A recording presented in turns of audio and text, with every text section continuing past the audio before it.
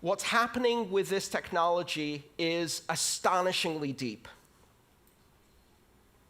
And for certainly some of the companies in this room, it's a bit scary. Banking has never been the most innovative sector in the world because there is a very careful balance between innovation and the conservative fiduciary duty that exists in banking, that must exist when you control other people's money. And yet with Bitcoin, you don't control other people's money. In Bitcoin, I control my money. I have complete and total authority over my Bitcoin. It cannot be seized, it cannot be frozen, it cannot be censored, my transactions cannot be intercepted, and they cannot be stopped. And I can do so with almost complete anonymity, and so can anyone 5 minutes after they download an application, and money has changed forever, and banking has changed forever.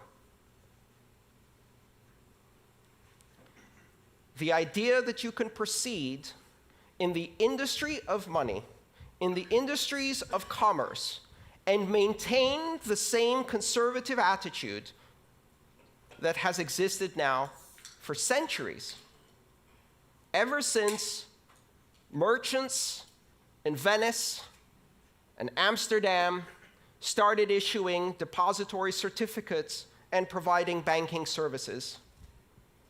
That is gone. That is gone.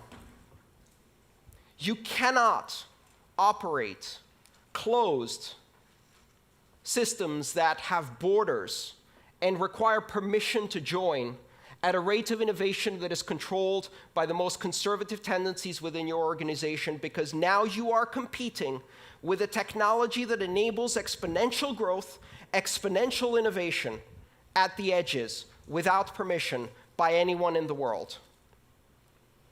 And it's not about anyone in this room. Why? We represent the privileged elite. I can go onto a brokerage account, open it up online, and be trading on the Tokyo stock market within 12 hours in yen.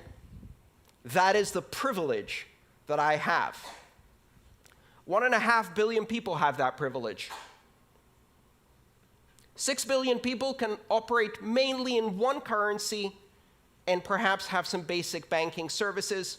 4 billion people are significantly underbanked, and an astonishing 2.5 billion people are completely unbanked. They will leapfrog. They will never have a relationship with a bank. Every single child born today will never have a bank account.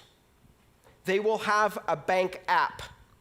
A bank app that doesn't give them an account, a bank app that makes them a banker, an international banker in an app. They will not be permitted to open a bank account until they're 16 years old. By that time, I hope they will have at least 6 or more years of experience with digital currencies. And I would like to watch them walk into a bank branch to have someone explain to them what 3 to 5 business days means. It is highly likely that children born today will never get a driving license because they'll have self-driving cars, but they will also never use paper money. Because by the time they get to an age where they really start using money, there is no paper money. It will seem as anachronistic as a fax machine or horse and buggy seems to us. Exponential innovation on a global basis, giving access to the other 6 billion. They have enormous need, and this system offers them a solution. It's not ready yet. It's nascent. It's complex. It's impossible to use for most people. In 1989, I sent my first email. In order to do so, I had to compile a version of the Unix mail program using a C compiler and Unix command line skills. I had to set it up on the command line, type out my email, and that email was transmitted across the great internet in an astonishing 3 days. Exactly 20 years later, my mother replicated that experience with a swipe.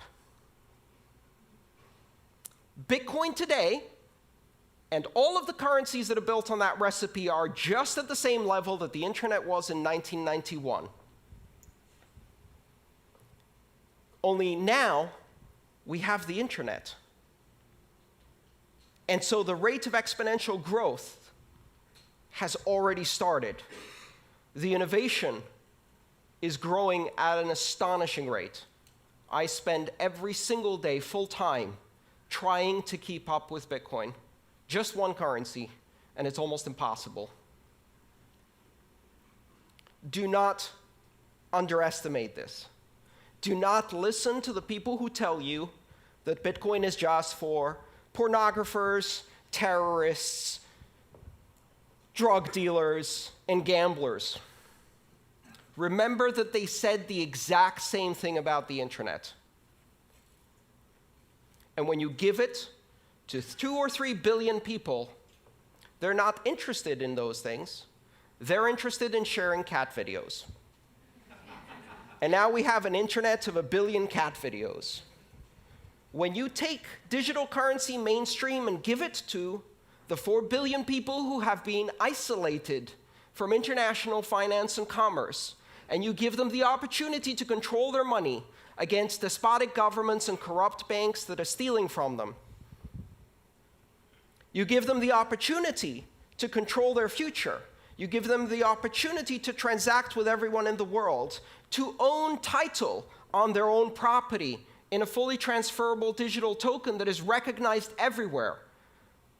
Control over finance that cannot be seized, frozen, or censored.